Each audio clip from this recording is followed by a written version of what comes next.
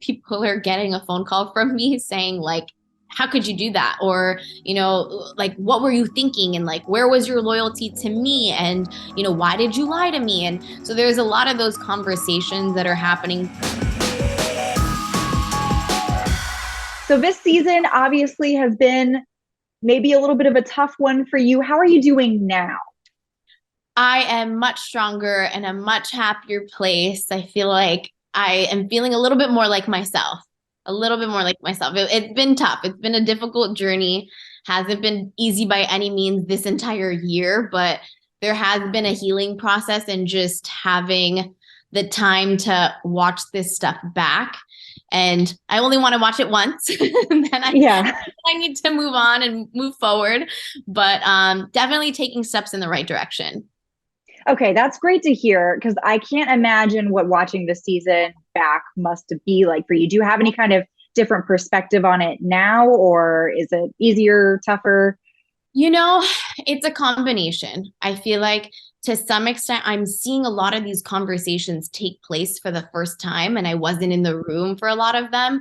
So I am sitting back watching it just like a viewer, which is sparking up emotion in me, sometimes angry, sometimes sad, sometimes, just fed up. And then at the same point in time, I'm also getting a lot of love and a lot of support. And I'm feeling very validated as I'm, having people rally around me and say, just making me feel heard, I think.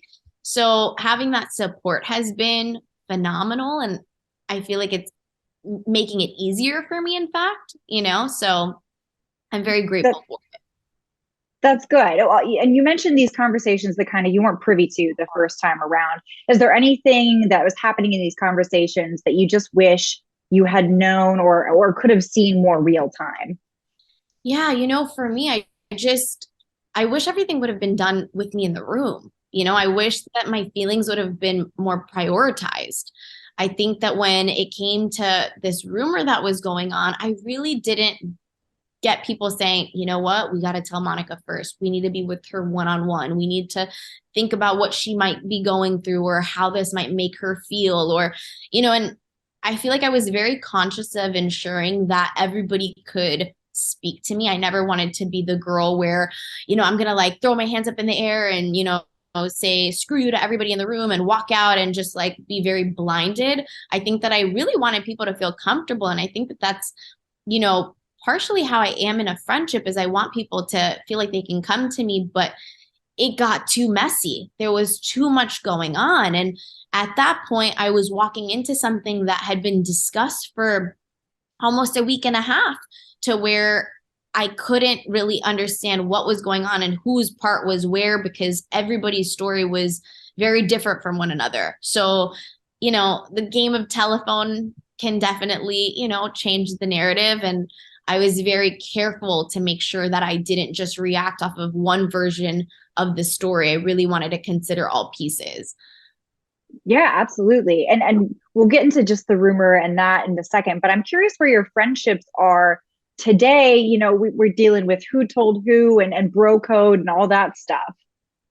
Yeah, today I think that I am in a place where people are getting a phone call from me saying, like, how could you do that? Or, like, what were you thinking? And like, where was your loyalty to me? And, why did you lie to me? And so there's a lot of those conversations that are happening today in real time, which is me holding people accountable because I finally get to watch it back for what it actually was.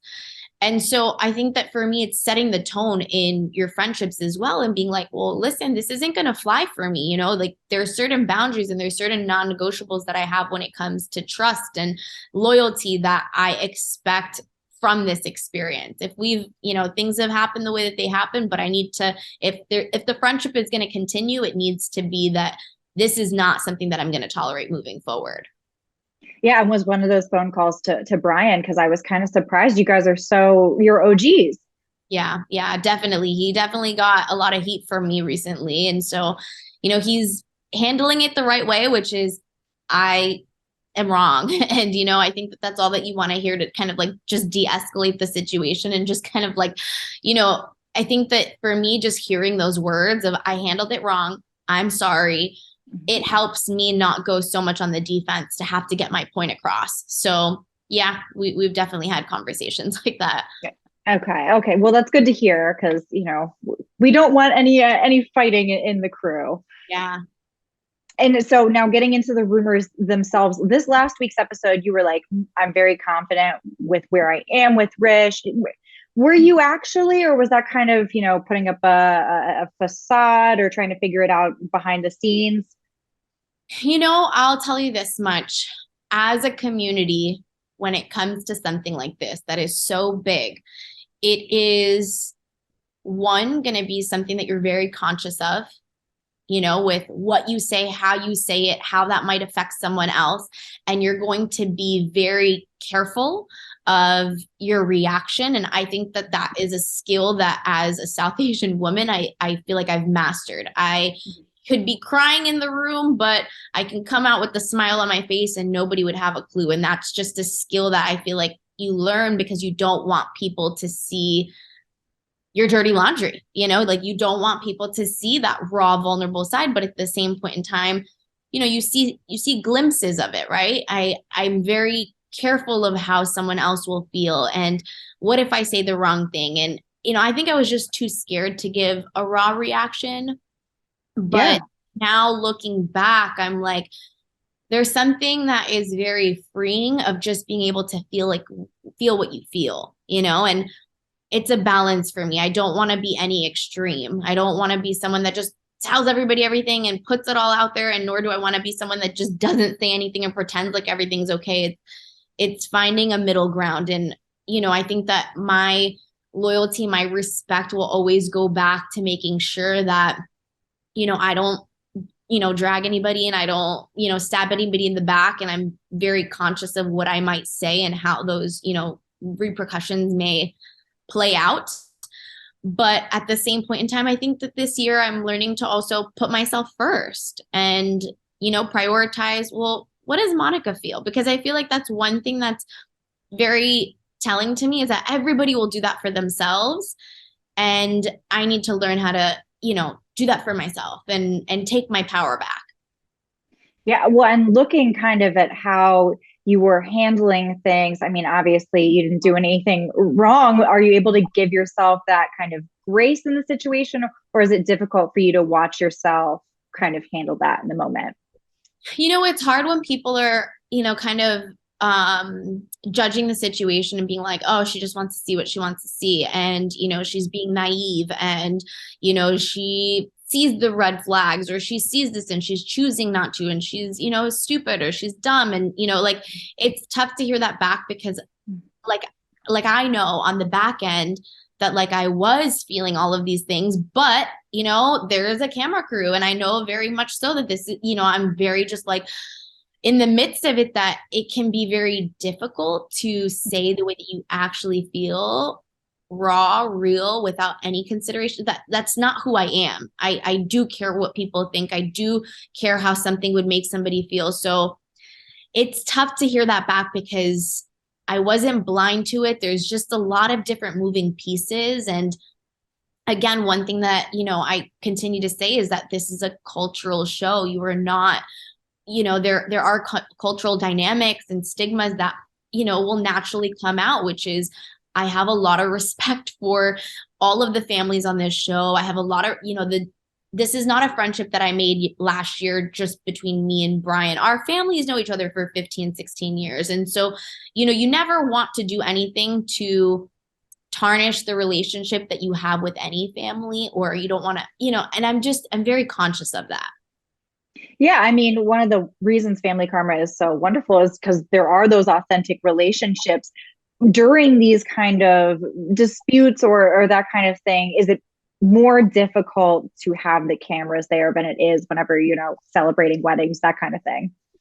Yeah, it's fun because they also they're our family now, and we get to, build those relationships with, everybody on the back end. But at the same point, and we get those amazing memories. We get to watch it back over and over and over again, which is so nice because we had so much fun at that wedding that it's really funny watching it back. I'm like, oh my God, there was even more to show. Like the amount that you guys are seeing is I would say 10% of what was actually experienced over the course of like 4 or 5 days. So it's really weird to watch it back because I'm like, oh my God, wait, why didn't they show this too? Why didn't they show that? We had such a funny moment here. Like I wish that everybody could have been at the wedding with us. Oh my gosh, it looked like a blast. And I am super excited. We've got to talk about Amrit and Nicholas's wedding too. But just last question about the whole rumor mill thing.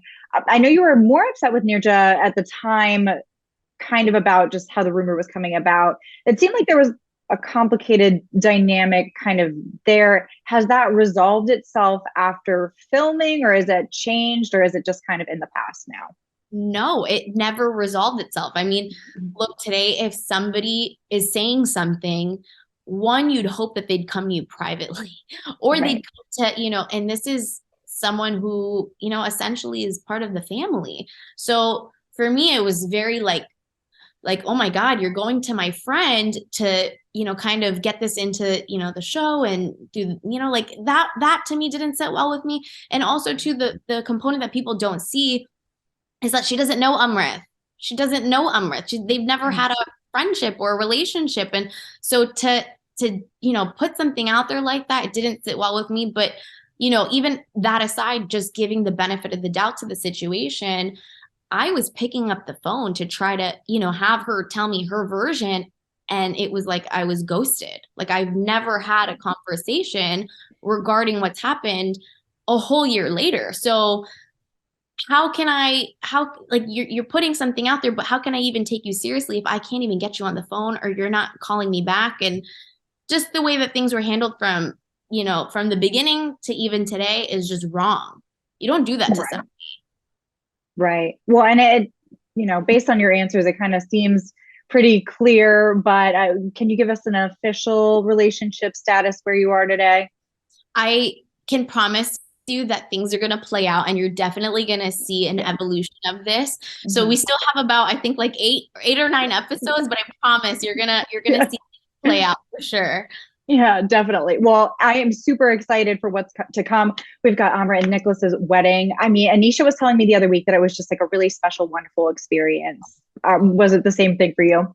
It was, it was the most wholesome thing that you could have experienced because, you're seeing our community evolve and you're seeing the support of our grandparents, our parents, us all in the room to support love. And it's just a testament to love always wins. It doesn't matter what that uphill battle may be. It's a really nice ending to everything that's happened because you get to see someone win and you get to see a happy ending and it's beautiful, and you're also going to see glimpses of the struggles as well because it's to get to that point is difficult, but it's going to be magical, I promise. It's beautiful. Yeah, I'll grab my tissues. I'm ready. Oh yeah, girl, I had waterproof mascara. You got it. You got it. Well, I really appreciate you talking with me today. The season's been wonderful already. I am really looking forward to seeing the rest of your journey.